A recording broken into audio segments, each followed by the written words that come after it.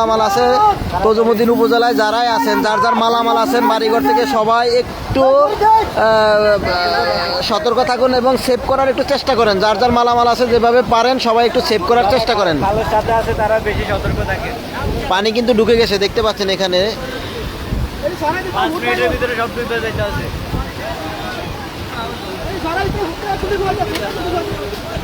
যারা এই টুরিস্ট গাইডের মানে খালের সাথে আছে তারা মানে সতর্ক থাকার জন্য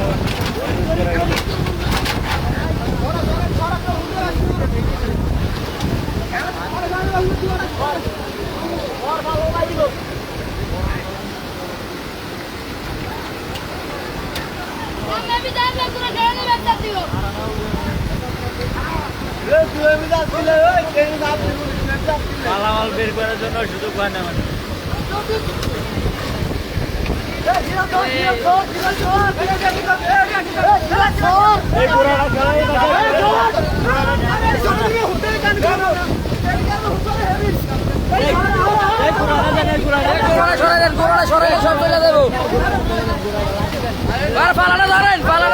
লাভ নাই, কারণ পানি আরো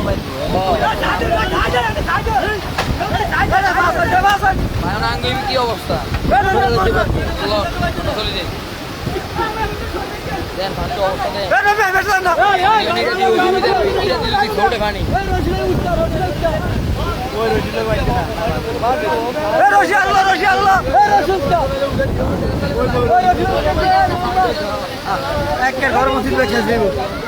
বান্ধা কেনা দিতে শুলিটা, এই শুলিটা আরো 15 দিন আগে শেষ দিত কাম, ওরা হলো শুধু করে শুলিদের কাম করে না।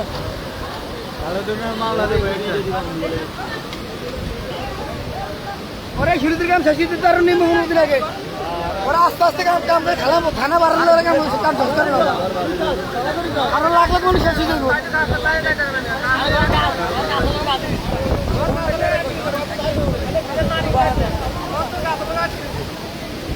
পুরো উপজেলার ভিতরে পানি ঢুকে গেছে। আল্লাহ সবাইকে হেফাজত করুক, সবাই দোয়া করবেন, বেশি বেশি দোয়া করবেন। দোয়া করা ছাড়া আসলে এই মুহূর্তে কিছুই করণীয় নেই। সো লাইভটা আমি এখানে শেষ করতেছি।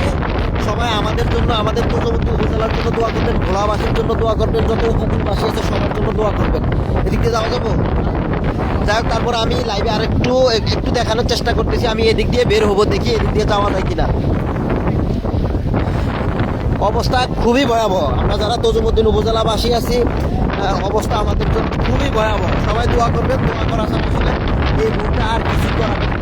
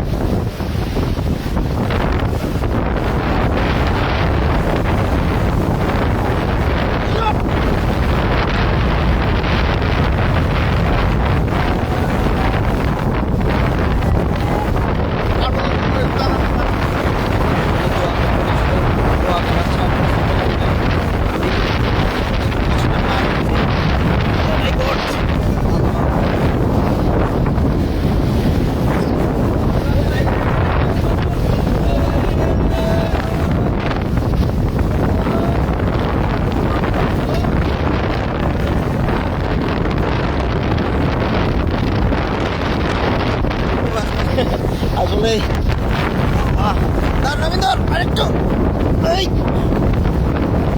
ধর